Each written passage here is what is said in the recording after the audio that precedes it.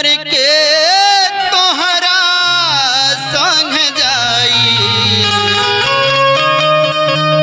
और के तोहरा संग जाई भंवरवा के तोहरा संग जाई।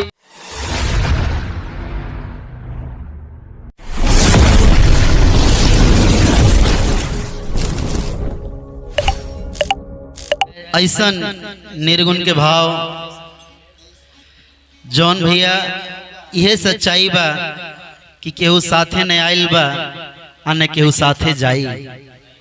जवन विवाह ऐजे रह जाई भाई बहन चाचा चाची यहाँ तक कि ब्याह के लावल मेहरारू भी ऐसे रोवत रोवत घर के दरवाजे तक पहुंची ओकर बाद वो टाटा बाय बाय बोल दे। आई एगो भाव बा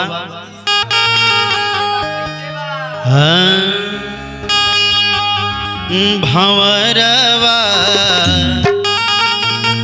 के तोहरा संग जाई और के तोहरा संग जाई और के तोहरा संग जाई भंवरवा के तोहरा संग जाई भंवरवा के तोहरा संग जाई और के तोहरा संग जाई और के तोहरा संग जाई भंवरवा के तोहरा संग जाई भंवरवा के तोहरा संग जा। जय हो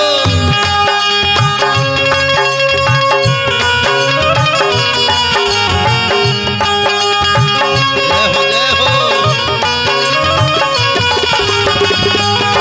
क्या बात है।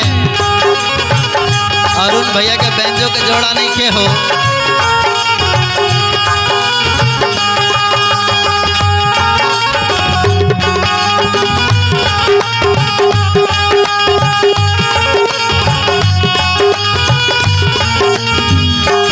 देखिए भैया जब ये धरती पर आवे के होला तो 9 महीना पहले पता चल जाला कि पेट में बच्चा आ गइल बा, लेकिन जाए के कोनो पता नहीं थे कौना घड़ी आदमी निकल जाई। कहल गइल बा आवे के बेरिया सब केहू जाने दुआरा पे बाजेला बधाई बधाई दुआरा पे बाजेला बधाई।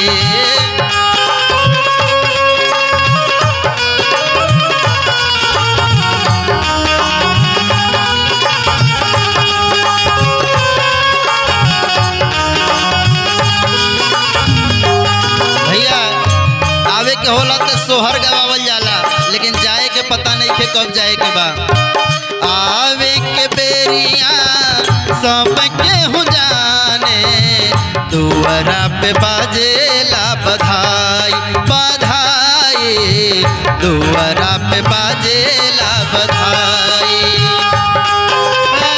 जाए के बेरिया केहू न जाने जाए के बेरिया केहू न जाने हंस अकेले उड़ जाई भंवरवा के तोहरा संग जाई भंवरवा के तोहरा संग जाई।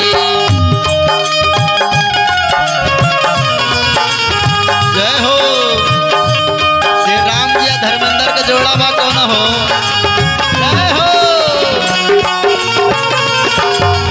क्या बात है।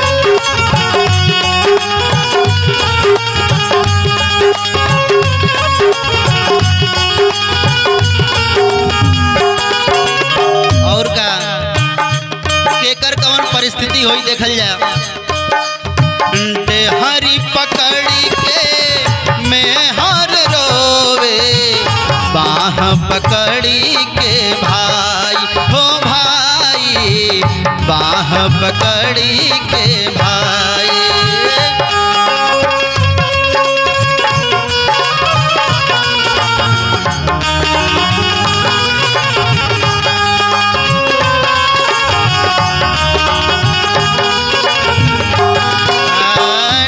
हरी पकड़ के मैं हर रोवे, बाह पकड़ी के भाई। हाँ भाई, बाह पकड़ी के भाई।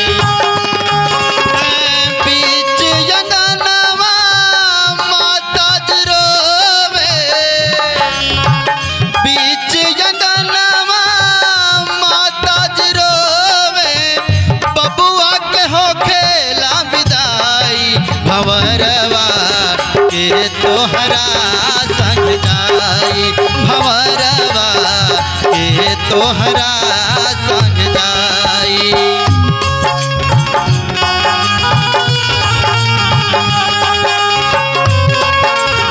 जय हो।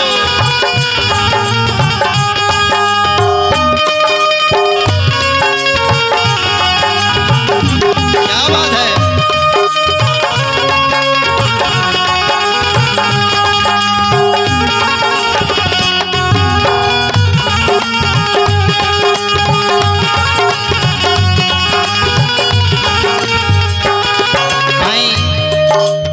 अंत में कबीरदास जी लिखत आनी का,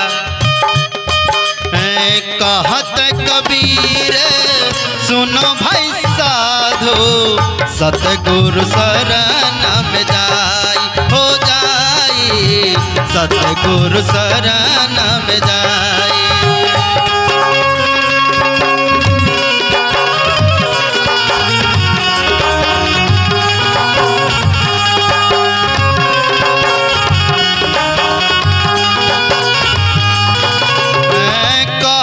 कबीर सुन भाई साधो, सतगुरु शरण में जाई। हो जाई सतगुरु शरण में जाई।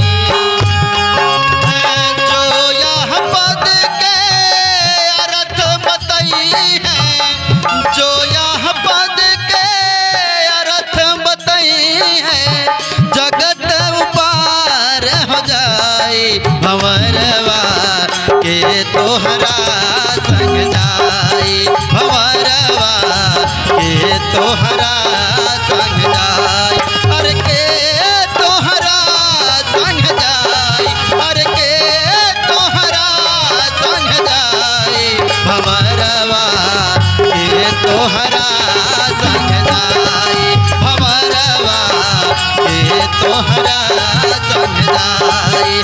भंवरवा के तोहरा संग जाई, भंवरवा के तोहरा संग